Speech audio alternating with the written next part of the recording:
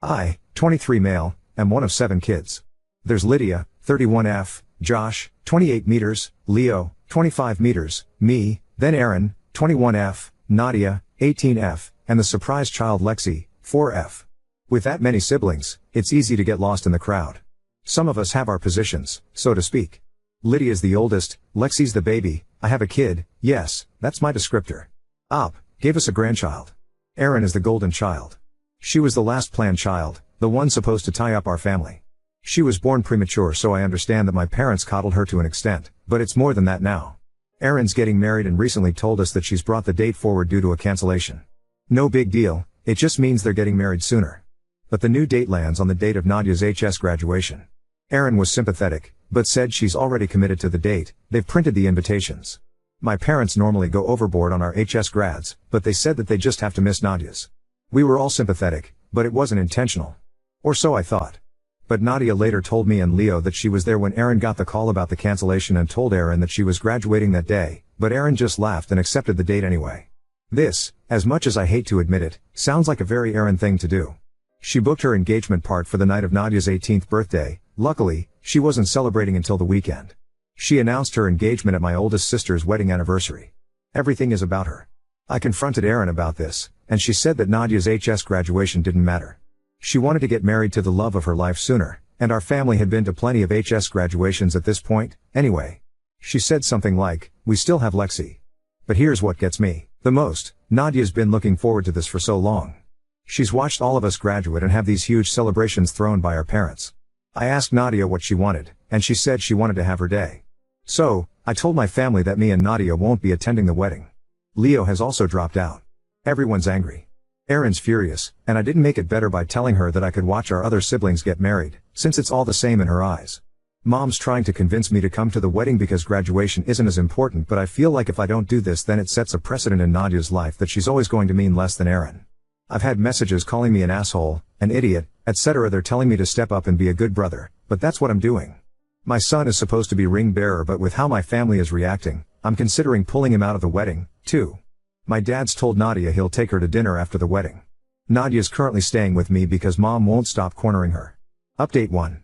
Nadia wanted me to thank everyone who congratulated her on her graduation.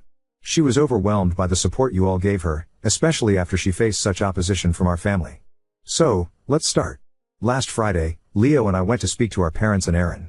I wanted to tell them that I'd be pulling my son from the wedding. Our older siblings ended up turning up as well, so it was us 4 standing up for Nadia. Leo had spoken to them the night before, and helped them see things more clearly from Nadia's eyes. Apparently, it didn't sink in with them that Erin chose the date intentionally. There was a lot of yelling. Erin accused me of trying to sabotage her wedding. Our parents tried to convince me to let them take my son to the wedding, but I stood my ground. I felt a lot stronger with my older siblings with me. There's only 2 years between me and Erin after all. I'm not much of an older brother. Luckily, Lydia was there. Her words carry more weight as the eldest, and she didn't give Erin or my parents room to argue as she told them that Erin chose the date intentionally, admitted as much in front of me and Leo, and that this was normal behavior for her. Lydia told them that if they continued to favor Erin so blatantly, the rest of us would go no contact, and Lexi would likely follow in the future. Our dad started yelling. Not at us, but at Erin, surprisingly. I've never seen him so angry before, and to see it directed at Erin was shocking. Our mom asked us to leave. We didn't hear from anyone on that side until Monday when Erin's fiancé George asked to meet us at our parents'. He apologized to Nadia. He didn't know that the wedding and graduation overlapped, nor did he know that it was something Erin did on purpose. Our dad was the one to tell him. What followed was a long talk between us, during which we all aired our grievances. I told our parents that we all felt that they valued Erin more. That none of us mattered to them compared to her. Her artwork always went up on the fridge, ours always went in the drawer. I told them that, as a parent, I could never imagine treating my child like that. Erin tried to argue. She tried to tell us that we were trying to turn her into a bad guy, trying to turn our parents against her, trying to sabotage her wedding. Our mom told her to be quiet, that it was our time to talk. George stepped in to tell us that he didn't expect us to attend the wedding, but we were welcome to attend the reception. He went so far as to say that he wished he could have canceled the wedding altogether, but it had only cost him more money that he'd spent by bringing it forward. Mom's willingness to hear us out lasted less than 24 hours. By Tuesday, she was begging us to reconsider. Apparently our feelings meant nothing in the face of Erin's dire stress and the fact that people would be questioning our absence on the big day. I haven't spoken to my mom since, but I did ask my dad to bring my some of Nadia's things because she is going to be staying with me full time. We have officially gone no contact with our mother. Dad took Nadia out for an early graduation celebration on Wednesday. They had a daddy-daughter date that I think she really needed.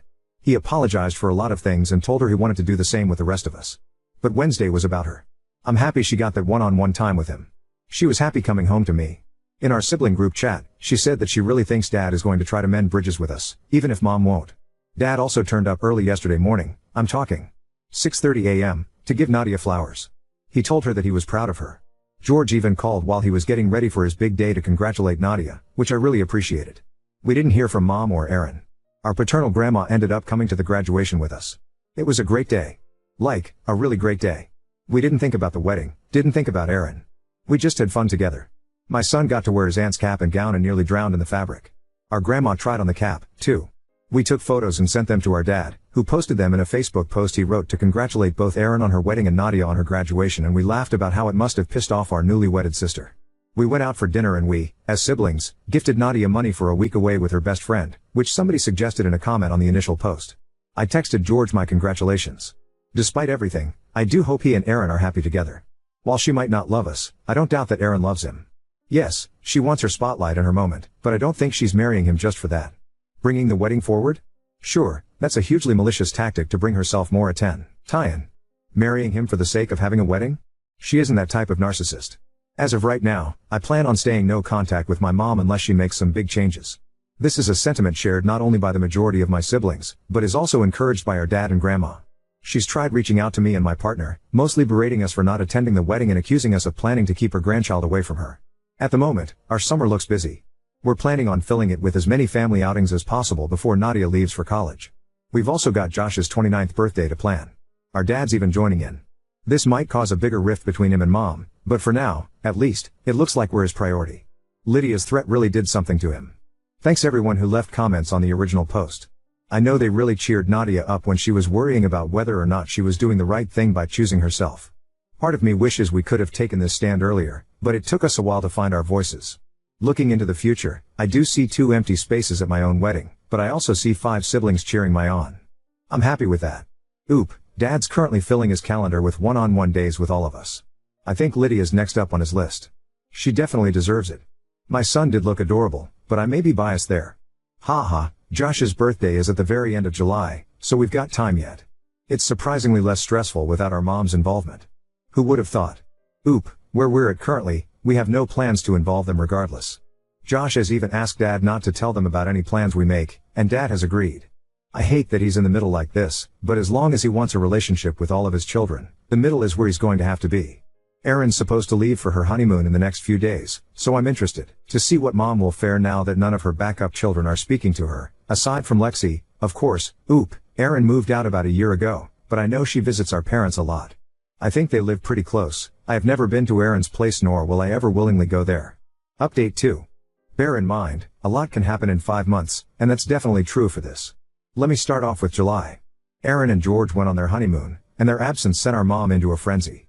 She wasn't used to having no one around, someone was always visiting. Mostly Erin, but the rest of us would visit out of obligation and to see Nadia and Lexi. With Erin on her honeymoon and the rest of us NC, Mom had no visitors and she really didn't like that. Literally the day after Erin left, we started getting bombarded with phone calls. She tried convincing Nadia first, which Lydia thought was a strategic move because Nadia is the more timid of all of us and, thus, more likely to be persuaded. When Nadia turned her down, she turned her sights on the rest of us. We all got identical phone calls with her trying to persuade us to go visit her, to understand her, to see things from Erin's perspective. She even brought up the circumstances of Erin's premature birth and how it was a miracle that she was even here. Josh told her to do better with Lexi. Lydia blocked her number. When the phone calls didn't work, she started turning up at our homes. She continued spewing much of the same shit she had over the phone and before the wedding. She didn't understand what she'd done so wrong, why we were treating her like this. She called me ungrateful and disrespectful. She accused us of harboring unnecessary jealousy towards Erin and that she loved us all equally. I didn't respond to these comments.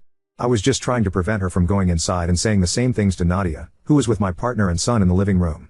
Her comments didn't deserve a response, and when she was done I asked her to leave as calmly as I could, but truthfully, I felt a little like crying.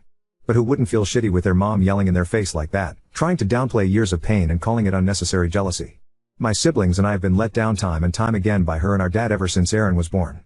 They missed out on so many things over the years, both big and small. But we had one thing. One thing that they never missed, and we were happy with just that one thing, And that was our HS graduations, but they couldn't give that to Nadia. All we had were our HS graduations. They missed Josh's college graduation because Erin broke her leg. It was an accident, I get that, but they never made it up to him. They never celebrated this huge achievement afterwards, and he just had to grin and bear it. Our mom didn't turn up to my partner's babysitter after making such a huge fuss about it because Erin didn't want to go and wanted them to get their nails done together instead. But our jealousy is unnecessary? Sorry. I don't know how I managed to stay calm when she was yelling at me, but I did. Asking her to leave made her switch tactics though, and she started calling out for my son, trying to coax him to go to her and telling me that she had a right to see her grandson. My partner stepped in then, because she was seething, and took my place at the door. Mom yelled some more but she left when my partner threatened to call the cops. Mom repeated this song and dance with my older siblings but similarly got nowhere with them. Then came the Facebook posts. Indirect rants about ungrateful people and how shocking it is that some kids could turn against their parents so easily. Erin somehow got involved while on her honeymoon and called Lydia to scold her for being mean to our mom. But as I've said before, Lydia is angry and she's had enough. Whatever she said to Erin prevented her from calling the rest of us. There was then a Facebook post about how much it hurt to be kept from a grandchild. Now, there were no names mentioned, but there is only one grandchild and that is my son. My mom's sister called me. There was yelling. I blocked the number. I know Dad was trying to convince our mom to just leave us alone. He kept apologizing because she just wasn't listening to him. Erin came home after 2 weeks. She tried reaching out to Lydia again, asking for us all to talk because, and this is a quote from Lydia, clearly we all have some issues to work out. We did not turn up. Erin was very angry at that because she's not used to us turning up for her. July wasn't all bad though. While our mom was on a rampage, our dad was still trying to do better by us. And he's improved a lot. In July, he and I went out for a meal together, just the two of us, and grabbed a drink, and he apologized. It wasn't a generic apology that he could have repeated to all of us, about how he's sorry that he hurt us and neglecting us, but he brought up specific instances that he wanted to apologize for. He thought back on all those years and picked out moments that he wanted to apologize to me for. I know he did the same for the others, but having him apologize for things like canceling a fishing trip because Erin needed him was something I wasn't expecting. And I never really cared for fishing, but I wanted to go on that trip because I always saw it on TV, you know? I'd always see a dad and son fishing together and I wanted to have that. I wanted Dad to prove that I was a priority to him somewhere deep down. It didn't happen, and I never asked again. But we went fishing in July. What started as a trip between the two of us soon grew into a family day out when my siblings expressed an interest in going fishing, too. My brothers first, then Nadia, and even Lydia who hates the smell of fish. Dad brought Lexi and I brought my son, and it was great. It was one of the best days of my life. I suck at fishing, but I'm pretty great at collecting seashells. It was brilliant. Our parents did end up arguing when Dad went home.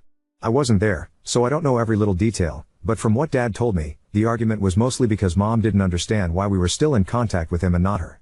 She found it insulting that we were repairing our relationship with him. She was angry that Dad wasn't pushing us to forgive her, or why he wasn't stopping us from acting out. She was angry that he didn't extend an invitation to her and Erin for the fishing trip, and she was even angrier when he explained that their presence would make us uncomfortable. Josh turned 29 in the end of July. We booked an escape room for the 5 of us siblings, then we met our dad and partners for dinner that evening. Josh introduced us to his new partner for the first time. All of our attention was on Josh, the day was completely about him, which was a first for our family. Then there was a party thrown for him by his friends which I came out of with a massive hangover. Mom started giving us the silent treatment in the middle of August. Dad moved out in September. While we were getting the silent treatment, Dad was bearing the brunt of her anger and it really took it out of him. He was trying to do better by us and she was trying to villainize us, and he ultimately told her that if she didn't take accountability for her actions soon, then he'd be contacting a lawyer. Mom didn't take him seriously. He's been staying in Lydia's guest room since. Mom doubled down and said that he was blind for not seeing how we were manipulating him.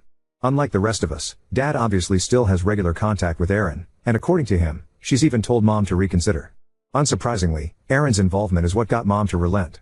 I'm not sure if she's thinking about how she's treated us, or if she's silently stewing. I know she asked Dad if he's going to move back home but he said that it was better for them to have space right now. Personally, I'm struggling to see an outcome where our mom sincerely admits that she was in the wrong. I think she'll say it just to get Dad back home and the rest of us talking to her again. I don't think she'll ever hold us to the same level as Erin.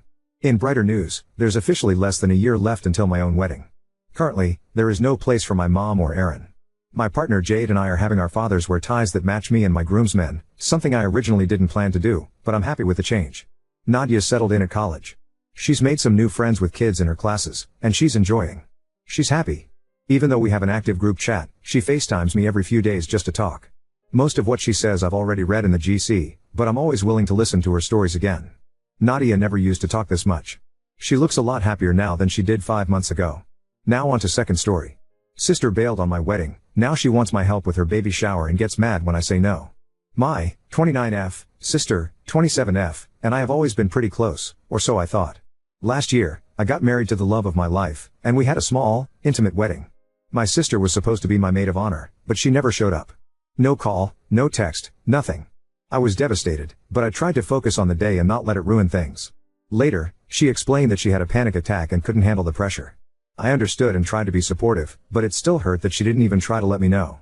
Fast forward to now. My sister is pregnant and recently asked me for help, both financially and with planning her baby shower. She's in a tough spot, and I do feel bad for her, but I'm still hurt about the wedding.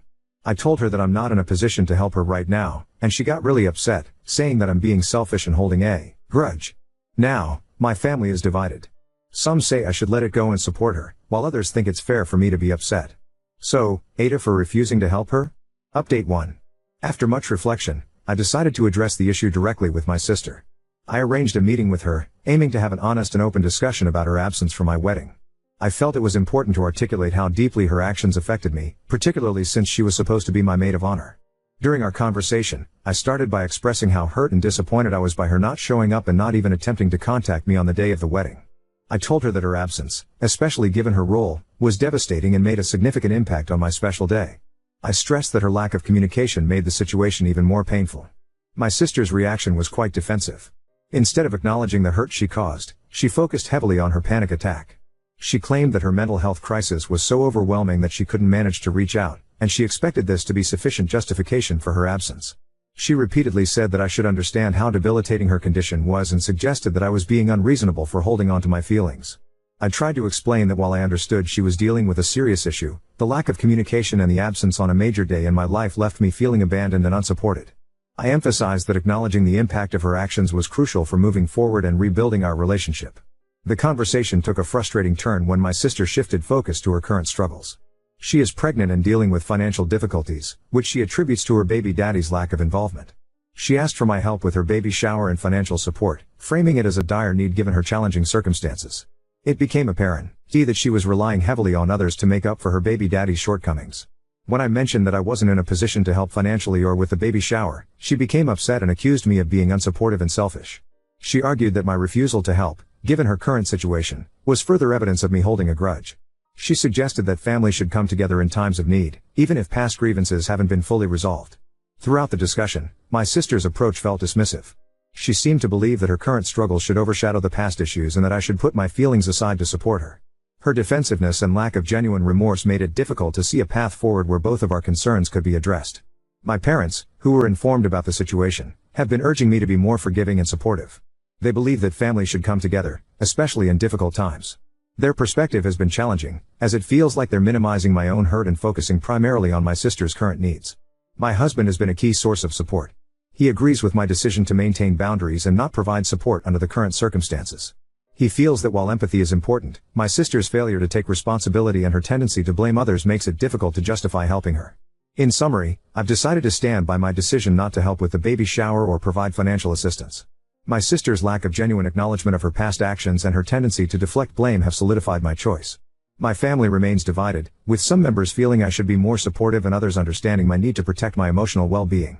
Navigating this situation has been emotionally taxing, but I'm focusing on maintaining clear boundaries and ensuring my own needs are met. I hope that, over time, my sister may come to understand the impact of her actions and that we might be able to rebuild our relationship.